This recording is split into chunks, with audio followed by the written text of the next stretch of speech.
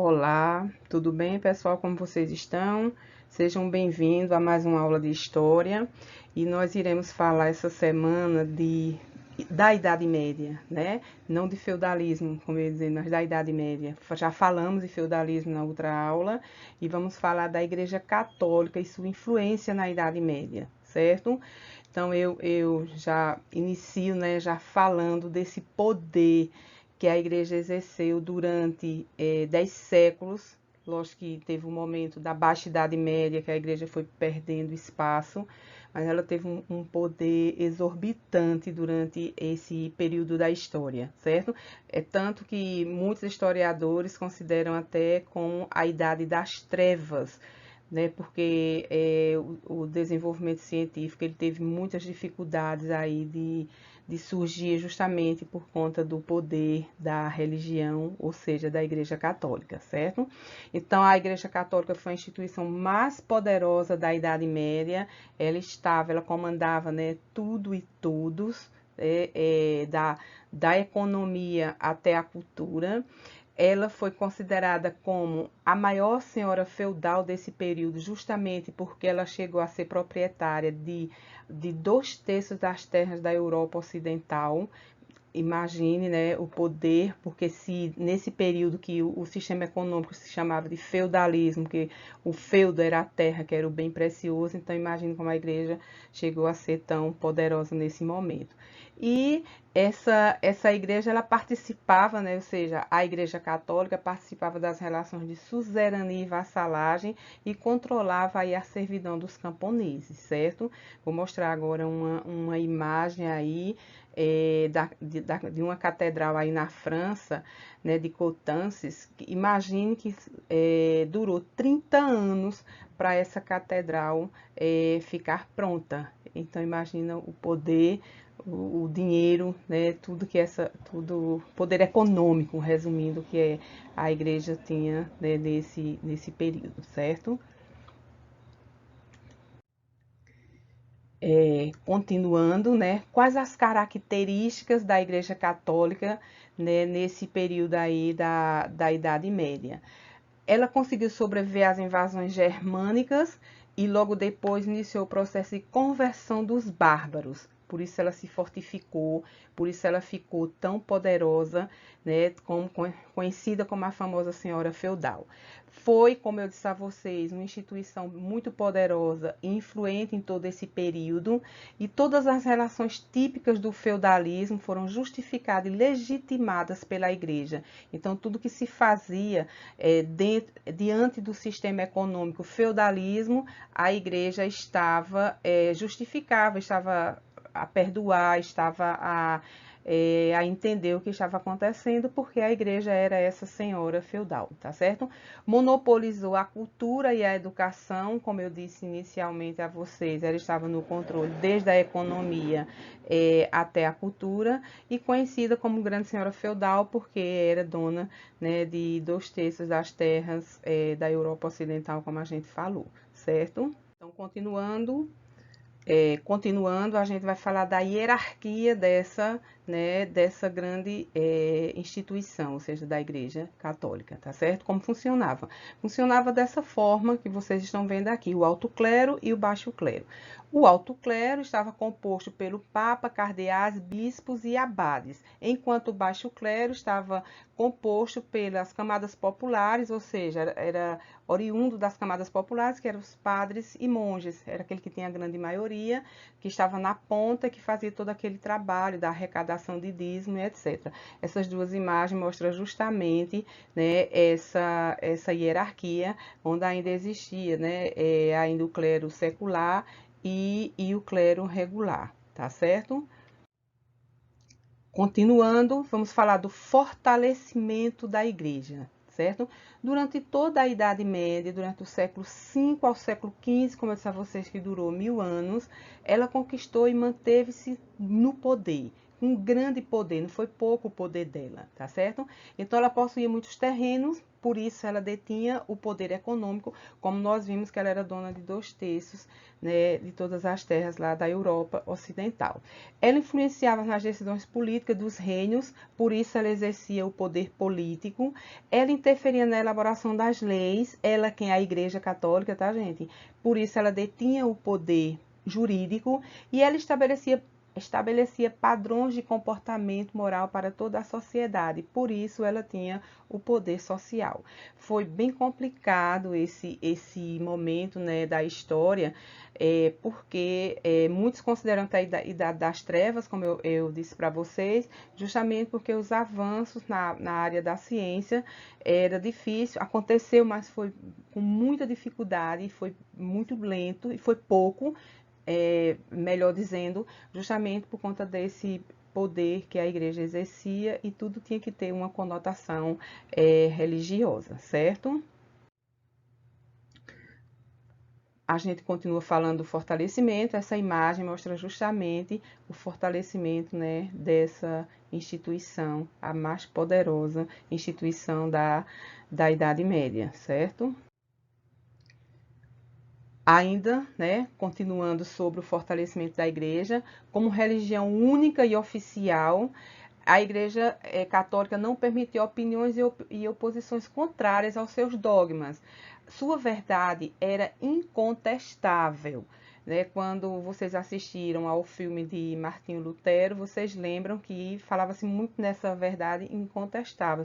Mesmo que você soubesse que era uma mentira o que estava acontecendo, como a venda das indulgências, como Lutero descobriu, mas você estava proibido de contestar, tá certo? Então, Lutero vai surgir na Idade Moderna, não é média, mas aí as ideias, as contestações já vêm aí no fim da Idade Média, tá certo? Então, aqueles que desrespeitavam ou questionavam as decisões da igreja, eles eram perseguidos e punidos. Por isso vai surgir, né, durante esse período, ela vai criar o Tribunal do Santo Ofício. Quando eu estou dando essa aula, eu acho lindo esse nome, né? Santo Ofício, de santo não tinha nada, gente. Foi aí o Tribunal do Santo Ofício, era justamente a Inquisição, que surge lá no século XIII, que é quando a igreja começa a ser muito questionada por estudiosos que estavam vendo que a igreja vinha fazendo coisas erradas. Vale salientar que não eram todas as pessoas da igreja, justamente por isso que ela se segurou. É uma instituição fortíssima hoje, nós sabemos disso, porque tinham pessoas sérias dentro da igreja. Eu sempre chamo a atenção para isso, tinham pessoas sérias que foram perseguidas, foram queimadas na fogueira da Santa Inquisição, né, que foram julgadas, que foram taxadas de hereges, tá certo? Quem eram os hereges? Eram justamente aqueles que eram contrários à religião católica, ou seja, aqueles que não estavam indo de acordo com os dogmas da igreja, então eles eram considerados hereges, certo?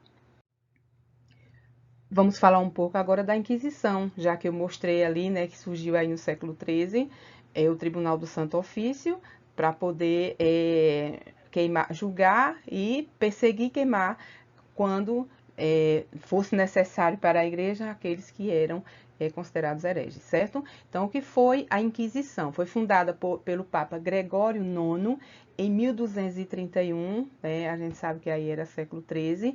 E qual era o objetivo da Inquisição? Combater as heresias.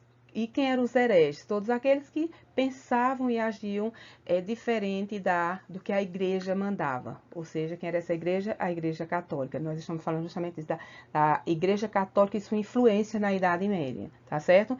Então, quais as penalidades religiosas exercidas nesse momento pela Inquisição?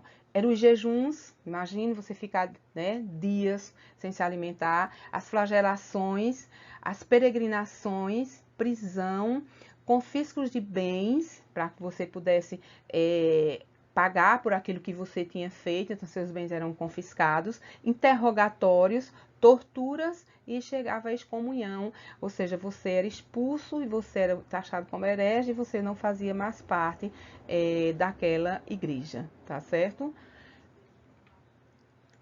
Essa imagem aqui vai mostrar justamente uma pessoa humana sendo queimada na fogueira da Santa Inquisição, né? Ou seja, a pessoa foi julgada, foi condenada e a sua pena foi exatamente ser queimada na fogueira da Santa Inquisição, como aconteceu com Joana d'Arc. Sempre que eu falo da Idade Média, eu lembro de Joana d'Arc para vocês, ok? Pronto, aí a imagem é morte na fogueira. Ainda falando da Inquisição, foi que a Inquisição fez durante todo esse período. Prendeu, torturou, mandou para a fogueira milhares de pessoas que não seguiam as ordens da Igreja Católica. Foi contra a Igreja, você seria, né, um condenado, você seria aquele que deveria pagar com a sua vida.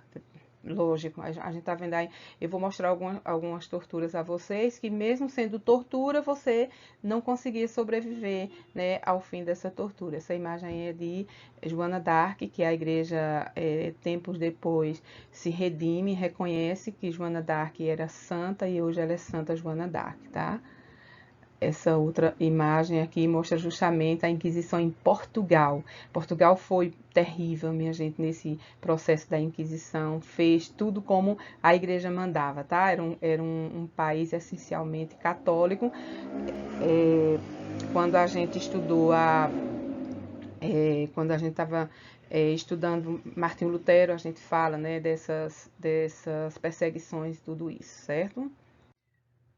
Pois é, então a gente vai falar agora das torturas medievais, né? Como foram, eu vou mostrar a vocês aqui algumas torturas, como foram, como aconteceram e que tipo de tortura a igreja fazia. Como eu disse a vocês, entre morrer na fogueira e ser torturado não tinha muita diferença, porque talvez a morte na fogueira fosse uma coisa mais rápida, sei lá o que era bom, a morte nunca é boa para ninguém, imagine uma situação dessa, mas as torturas levavam à morte também, tá bom? Então, ó, pessoas eram jogadas em masmorras, imagina, uma masmorra a gente já imagina, um lugar super escuro, esquisito, fedido, cheio de ratos. Imagina aqueles ratos que estavam com fome, você chegasse lá machucado, ele ia se você, né, dormisse um pouco ou adormecesse, ele ia te roer ou coisa desse tipo, tá certo? Então essas vítimas que eram jogadas nas masmorras, elas passavam por diversos tipos de terrores tortuosos, né? Ou seja, para que a tortura?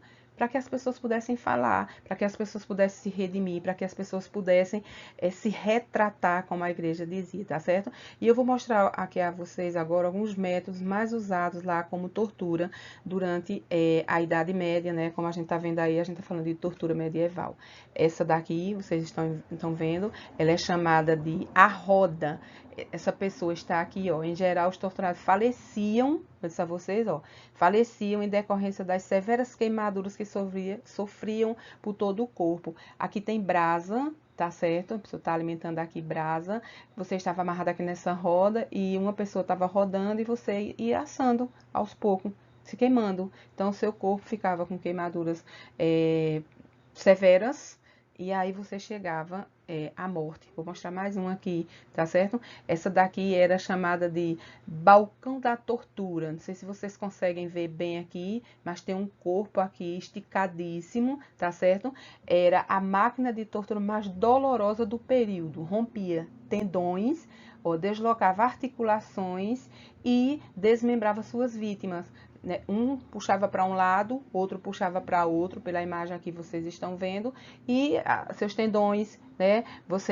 As suas articulações iam se rompendo, imagina as dores que você ia sentindo, era assim que a coisa ia acontecendo, certo?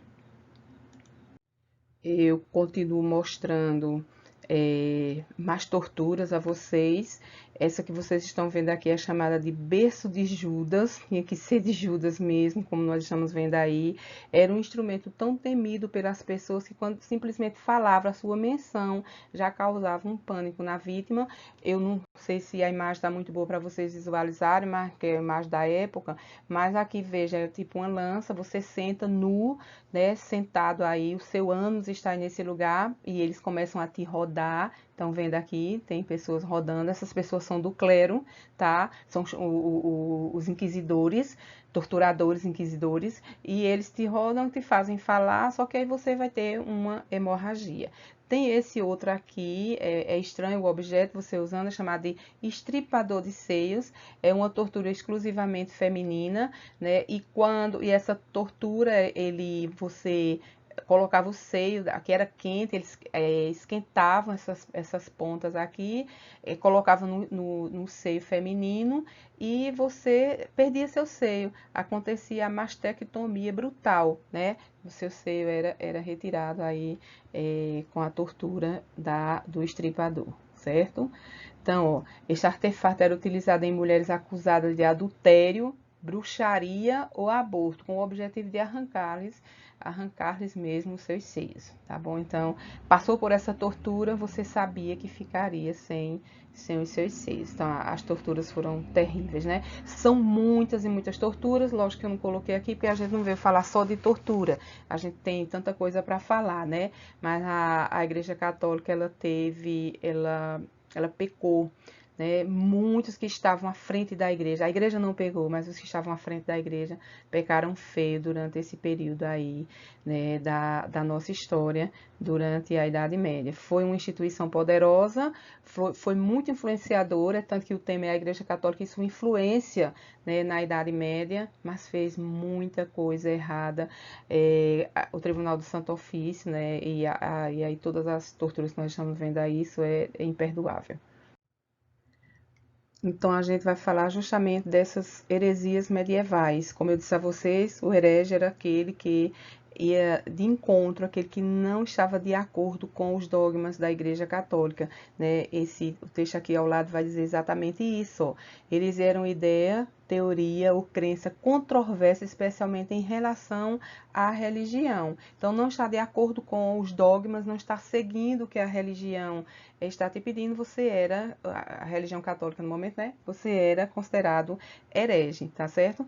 E aí a gente vai ter várias pessoas sendo perseguidas como herege, mas a gente vai ter uns grupos bem sólidos que ficou para a história, que são os valdenses e os albigenses, que chamado também, os albigenses chamados de cátaros, tá certo? Então a gente fala mais na frente deles, vamos falar agora dos valdenses, liderados por Pedro Valdo, por isso valdenses, tá certo? Os que eram eles? Eram pessoas que eram religiosos, que possuíam a Bíblia como um segmento para humano, cristão, né? Mas na realidade eles não seguiam muitos dogmas da igreja. Por exemplo, um deles era que a Bíblia deveria ser traduzida para a língua local. Vejam que eles já pediam o que Lutero vai pedir lá no século, lá na Idade Moderna, bem mais na frente, tá certo? E uma das coisas que eles pediam é que deveria ser a máxima autoridade espiritual para o homem. Quem deveria ser? A própria Bíblia, possuir uma Bíblia na sua própria língua, e que ou seja, a Bíblia deveria ser a máxima autoridade espiritual para o homem, né? Para não seguir, não precisava seguir outro homem, como nós seguimos a Cristo na visão deles, né? Dos valdenses e dos albigenses, tá certo? Então valorizava mais uma oração em secreto que na própria igreja. E aí a igreja condenava isso, não podia, mesmo que essas pessoas seguissem a Bíblia como eles estão dizendo, tá certo? E foi graças aos valdenses que eles fizeram um trabalho de evangelização, é chamado de evangelizadores. É como se hoje eles fossem os protestantes, que eles levaram a palavra de Deus para vários cantos lá da Europa.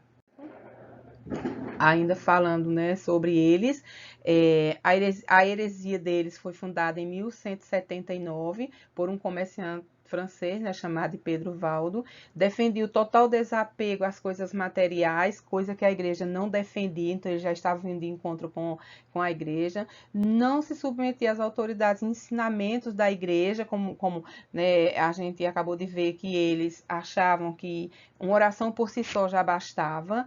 O movimento se espalha no sudeste da França, na Península Itálica, na região de Flandres, então por isso faz todo aquele trabalho de evangelização evangelização, né, toda aquela parte da Europa, e parte do seu tempo foi ocupado em transcrever as Sagradas Escrituras ou partes delas para distribuir quando saíam como missionários, para que as pessoas passassem a ter acesso à Sagrada Escritura e passassem a conhecer a palavra de Deus. Mas não, só que a igreja não queria que isso acontecesse, porque a igreja queria, nesse momento, que tudo ficasse com o controle delas, que no caso seria, ou dela, da igreja, que seria na língua no latim. Tá certo? Tudo seria em latim.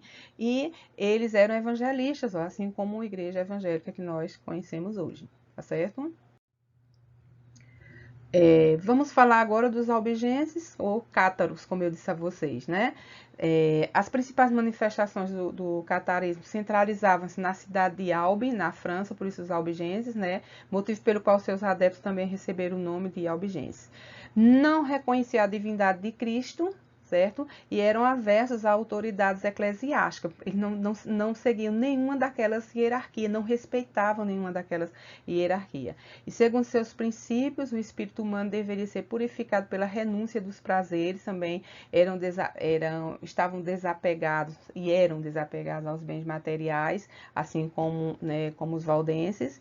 E em 1209, o Papa Inocêncio III promoveu uma cruzada contra os albigenses, para que acabasse com eles, porque eles estavam crescendo muito, né, em toda aquela região da Europa. Veja que já era século XIII, Baixa Idade Média, e a Igreja Católica ela começa perdendo espaço aí nesse momento, porque as pessoas passam a ter acesso à verdade bíblica, né? A igreja dizia, faça o que eu digo e não o que eu faço. Então a igreja não estava sendo correta com a maioria dos seus fiéis. Não era todos da igreja, eu sempre lembro disso, né, gente? É bom a gente lembrar que não eram todos, mas uma grande parcela, e principalmente principalmente o alto clero, que estavam no comando, o que podiam ditar regras, certo? Ainda sobre eles, né? Temos umas fotos aqui sobre os albigenses ou cátaros. Aqui essa imagem mostra a expulsão dos cátaros, né? De Carcassonne. Carcassonne, vou mostrar aqui para vocês. Eu fiquei curiosa, né, para conhecer Carcassonne. É uma cidade medieval mais preservada da França, onde preserva toda a história desse período. Pois é, então, continuando, tá certo? Nós vamos falar da preservação da cultura.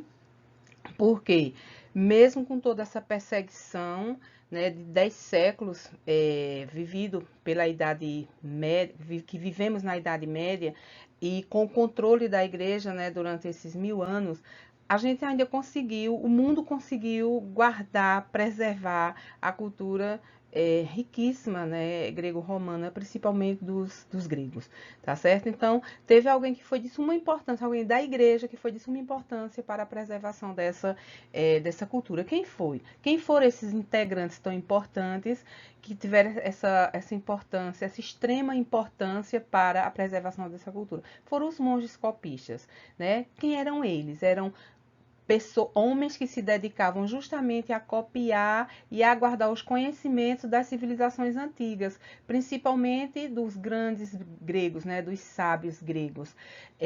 Os livros deles eram proibidos, livros de Aristóteles, de Platão. Tem um filme que é O Nome da Rosa, eu recomendo para vocês assistirem, inclusive no livro do segundo ano. Não, de vocês do primeiro ano, ele indica já no finalzinho do livro, né, dos capítulos ou dos últimos, ele vai indicar o Nome da Rosa, o filme. E ele vai falar justamente, mostrar a história num mosteiro, né, desses monges que fazem esse trabalho de copiar.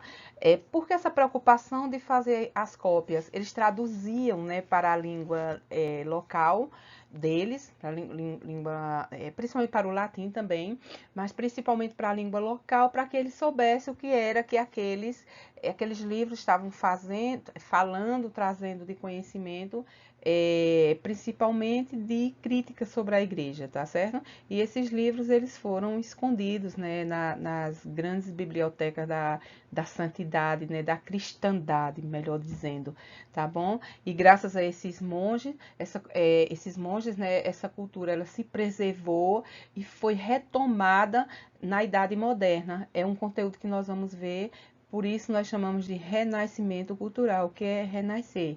Eu sempre pergunto, né? É nascer de novo, tá certo? Então a cultura ela não morreu, mas ela ficou lá adormecida, escondidinha, e aí a gente retoma com o fim da Idade Média, na Idade Moderna, né, a gente tem o renascimento cultural. É justamente o resgate desses conhecimentos dessas civilizações antigas, que elas foram proibidas, livros proibidos e conhecimentos proibidos de ser vividos durante a Idade Média, porque a igreja estava no controle de tudo, tá bom?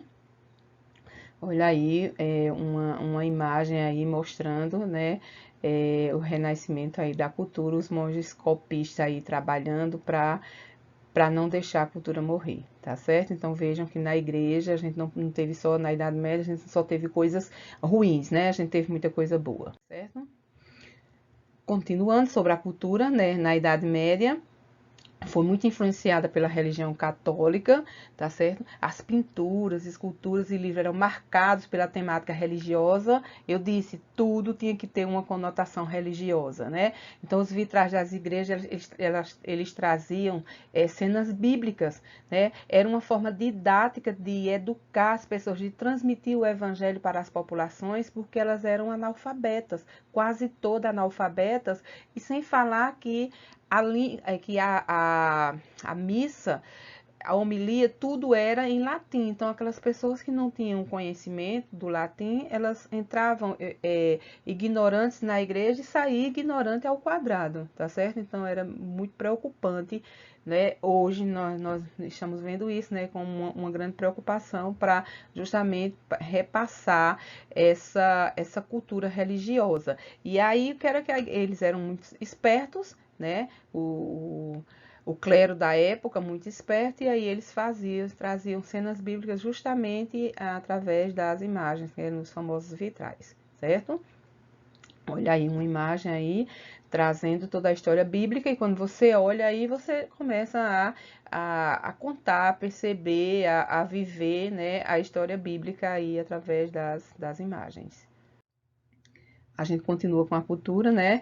Nesse contexto, o Papa São Gregório, que foi Papa entre os anos de 590 e 604, ele criou o canto gregoriano, tá certo? E era uma outra forma de transmitir informações e conhecimento às pessoas, conhecimentos religiosos, né? Aqueles que não tinham acesso à Bíblia, aqueles que não tinham acesso ao conhecimento sistemático, então eles ouviam a música era um instrumento de suma importância para evangelizar também. Então o canto gregoriano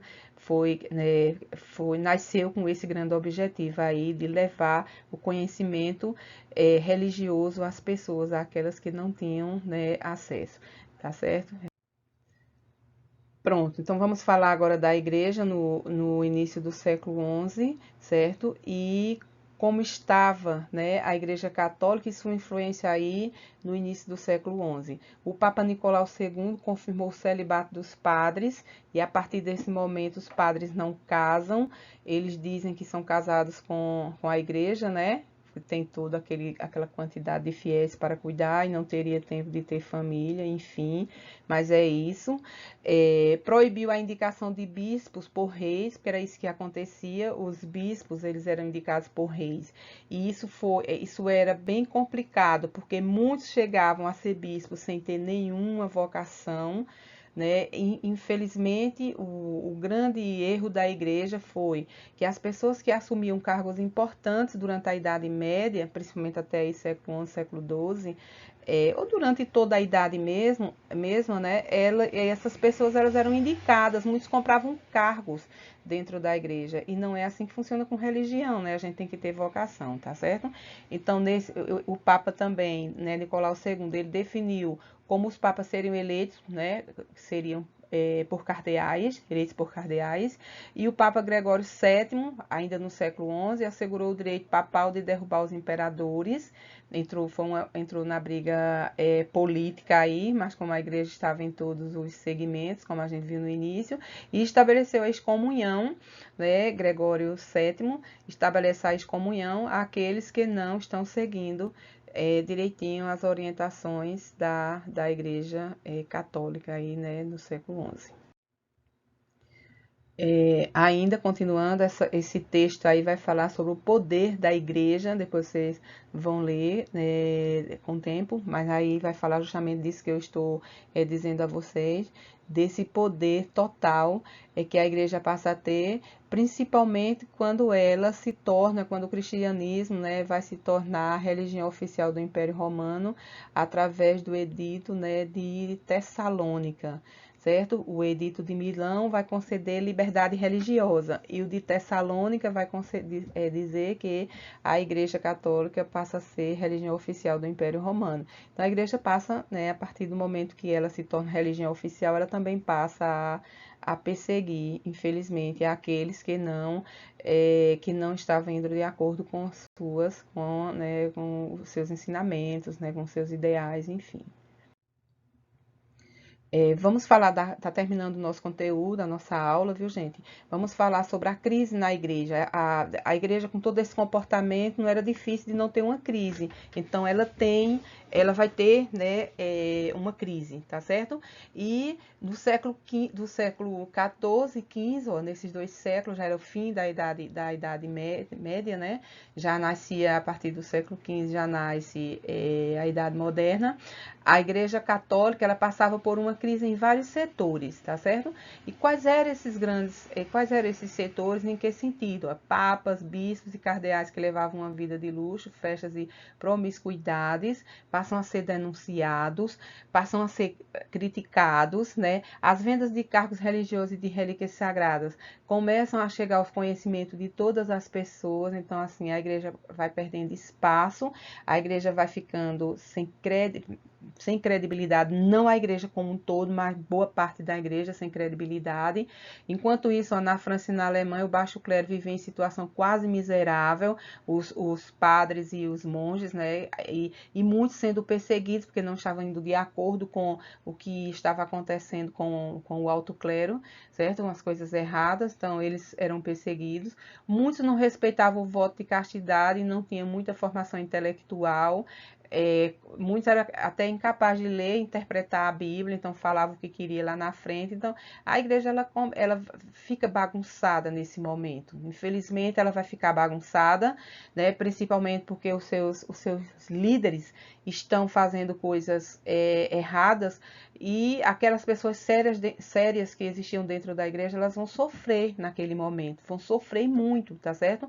Muitos fiéis passavam a recorrer apenas à Virgem e aos outros santos para a salvação. E esqueciam, né, esqueciam que existia a igreja como uma unidade cristã. Justamente esqueciam, não tinham como recorrer, né? Então, a crise foi grande aí, né, a partir, né, desse momento aí, que já era o fim realmente da Idade Média. O humanismo ele foi divulgado por toda a Europa, tá certo? O povo passou a criticar a igreja porque queriam uma igreja mais humana e coerente. As pessoas passam a ter acesso à informação e o acesso à informação é algo de suma importância para que você possa se rebelar, para que você possa reivindicar, para que você possa seguir um caminho correto. Então foi isso que foi acontecendo.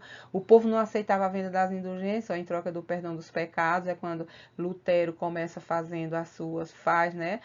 Antes de Lutero, ainda não era Lutero, gente. Era outros religiosos, como John Wycliffe e outros, eles já faziam as denúncias, né? E a igreja não pagava impostos, ganhava privilégios fiscais, acumulando assim grandes riquezas, por isso considerada como a senhora feudal. E aí é quando surge, aí sim já é com Lutero, quando surgem novas igrejas, que são as igrejas protestantes, que vêm, né, com a pessoa de Lutero e João Calvino, Henrique VIII e outros que começam criando, né, as suas religiões, mas tudo nasce a partir dos protestos de Martinho Lutero, né? E aí a igreja ela passa a ter uma grande crise. E para isso ela precisava ir em busca de novos fiéis, por isso eles vêm para o Novo Mundo e vêm para catequizar todo o custo aqueles que eles dominavam, né? com as grandes navegações, a gente sabe que houve a conquista, principalmente da nossa América como um todo, né? Mas do nosso Brasil, e quem pagou caro para entrar nesse processo aí de catequização foram os nativos, que nós conhecemos como índios, certo? A igreja hoje, né, tem seus problemas, não resta dúvida, mas não perdeu espaço justamente porque tinha muitos homens sérios naquele momento da Idade Média e conseguia fazer a coisa certa. Apesar de ter muita gente, muito homem fazendo coisa errada, mas tinha também, né, quem pudesse fazer o bem naquele momento ali e sustentar a religião, tá certo? Então, a Igreja Católica é uma grande instituição, a gente sabe disso, né? Pronto. Então, a gente vai continuar com a Igreja Católica hoje, finalizando.